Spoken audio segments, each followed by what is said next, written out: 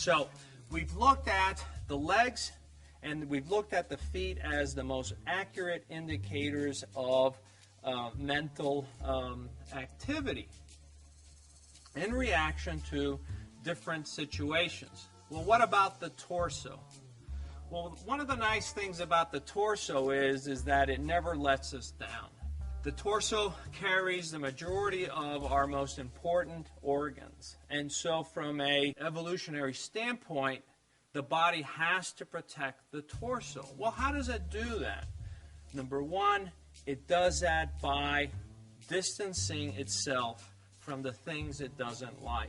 And at the table, you'll see individuals look at their hole cards, put them down, and then they cross their arms in front of themselves, and they're blocking themselves from their own cards. Or they push away from the table, showing subconsciously that they really don't like what they're seeing. Or they may in fact turn slightly away. They blade away from the table, sort of showing the shoulder to the table. And you say, well, why would they do this? It is a subconscious interaction. The brain is saying, not interested, and the body responds in kind. And so our torso can help us to evaluate what other people are doing. One of the ways to do this is to look at, see how a person sits.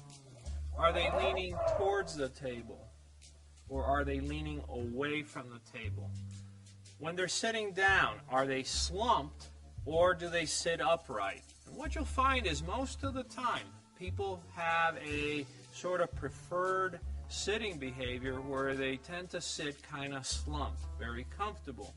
What happens is, as the cards unfold, the community cards come out, if they feel that they have a very strong hand, their posture will change. And you will notice this over and over. The better the hand, the better the posture. They'll tend to sit upright and be more attentive.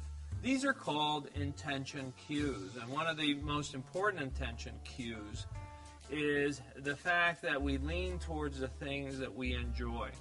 If we're with someone we like, we tend to lean towards them. If we see a plate of food that we particularly care for, we may lean forward so much so that we actually lean into it so that we can smell it.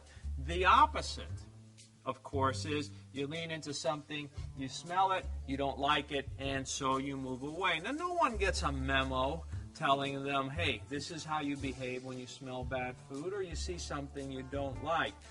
We all tend to do this. Now, great poker players will not reveal these kinds of behaviors, but for the most part, amateurs tend to do these tells, these engagement tells, where they see their cards, they see the community cards, they like it, and so they tend to move into it. So we want to establish where are their hands, where is their torso, how are they sitting. This all comes as part of the picture.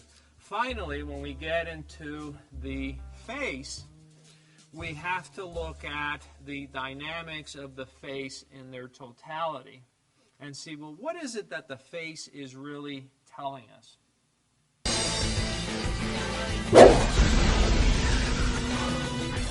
Joe Наварro, former FBI special agent. I amplify. Do you?